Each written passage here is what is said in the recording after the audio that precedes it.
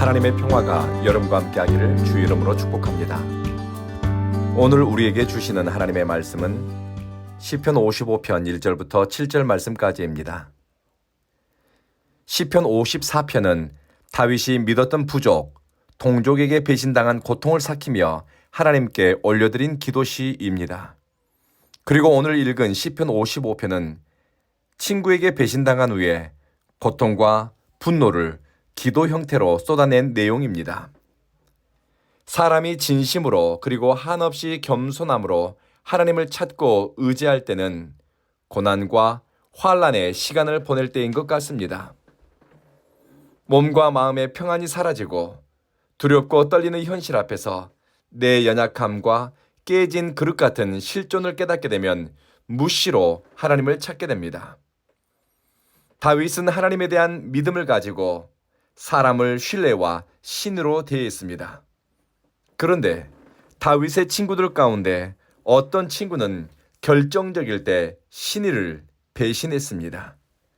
그 배신이 다윗의 생명을 위협할 정도로 치명적인 것이었습니다. 다윗은 친구에게 당한 배신에 얼마나 치가 떨렸는지 자기 마음을 이렇게 토로합니다. 새번역 성경을 참고했습니다. 하나님, 내 기도에 귀를 기울여 주십시오. 내 간구를 외면하지 말아 주십시오. 나를 굽어보시고 응답해 주십시오. 한 맺힌 탄식을 가눌 길이 없어 나는 분노에 떨고 있습니다. 주체할 수 없을 정도로 한 맺힌 탄식, 그리고 사람에 대해 치가 떨릴 정도의 분노, 다윗이 이 노래를 부를 때의 상황입니다. 도대체 다윗이 친구들에게 어떤 대우를 받았길래 치가 떨린다고 했을까요? 3절 이후를 요약하겠습니다. 그들은 내게 악담을 퍼부었다. 악인들이 나를 짓누른다. 한때 친구였던 사람들이 이제는 다윗의 악인이 된 것입니다. 그들이 내게 재앙을 몰고 온다. 원한 맺힌 마음으로 분노를 터뜨린다. 억울하게 다윗은 악담을 들어야 하고 악인들의 핍박과 해코지를 몸으로 받아내야 했습니다. 다윗에게 해코지를 가하는 사람들이 저 이방의 대적이 아니라 한때 친구였던 사람들입니다. 까닭 없이 다윗에게 무례한 방식으로 분노를 터뜨리고 재앙을 몰고 오는 사람들이 그의 과거의 친구들이었습니다.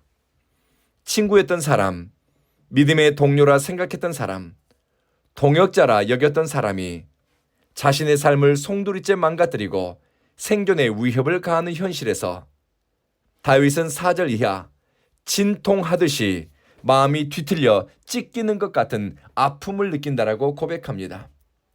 현실이 얼마나 고통스러운지 죽음의 공포가 나를 사로잡은 것 같습니다.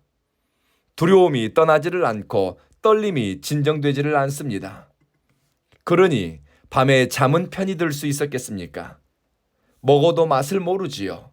눈을 뜨면 분노의 감정, 억울하고 답답한 마음 때문에 찐이 빠지는 것 같습니다. 차라리 날개가 있으면 이 꼴 저 꼴 안 보고 이 사람 저 사람 안 보고 저 멀리 사람들이 없는 곳으로 날아가 버렸으면 좋겠는데 하는 생각이 들어옵니다. 신앙인에게도 인생의 어두운 밤은 여러 가지 이유로 찾아오고 또 다양한 형태로 임합니다. 하나님을 사랑하고 또 신뢰하지만 사람에게 배신당하고 믿었던 신앙 공동체에게 뒤통수를 맞는다면 포기하고 싶고 다 놓아버리고 싶은 마음이 듭니다. 그리고 혹시 하나님이 나를 놓아버린 것은 아닌가? 하나님의 은혜 밖으로 내가 밀려난 것은 아닌가? 별별 생각이 들어옵니다.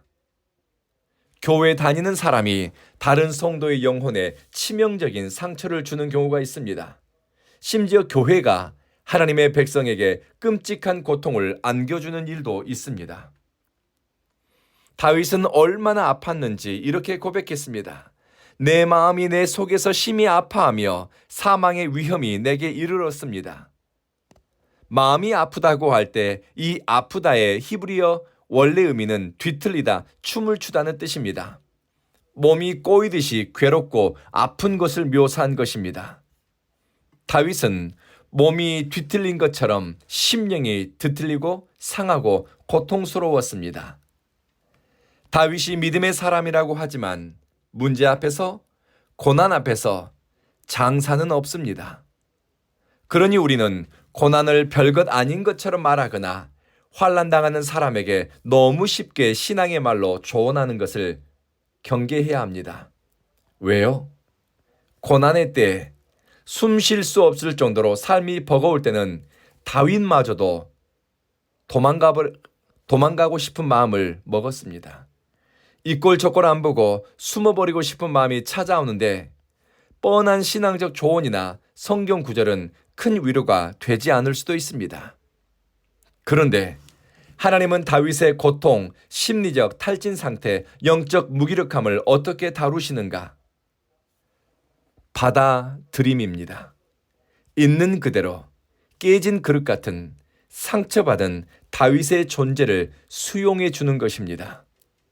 하나님의 인자와 긍휼이 크니 다윗의 슬픔을 다 받아냅니다. 하나님의 마음이 깊으니 쏟아내는 다윗의 고통과 분노를 다 받아주셨습니다. 그래서 다윗은 16절 나는 오직 하나님께 부르짖을 것이다 라고 고백합니다.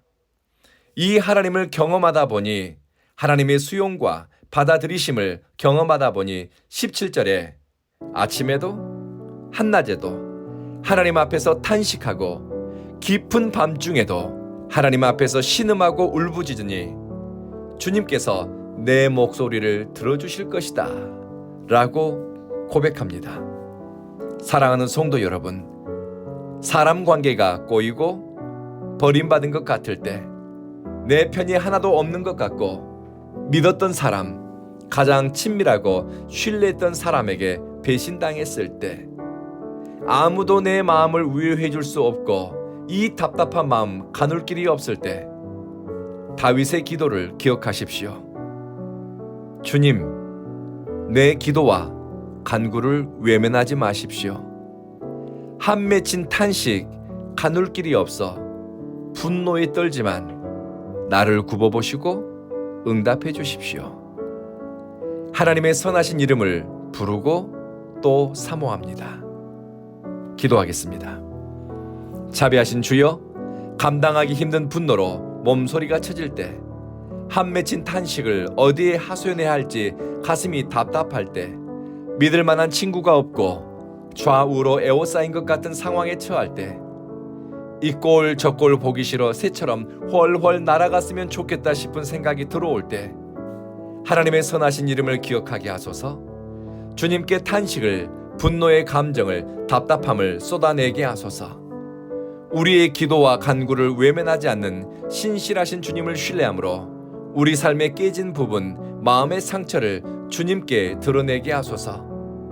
사랑하는 주님, 우리 온 교회는 교회와 그리스도인에게 상처받은 영혼들이 신앙이 회복되고 영혼의 성소가 회복되는 교회 되게 하소서.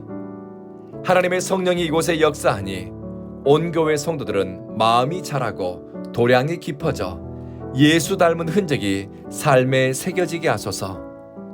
예수님 이름으로 기도합니다. 아멘.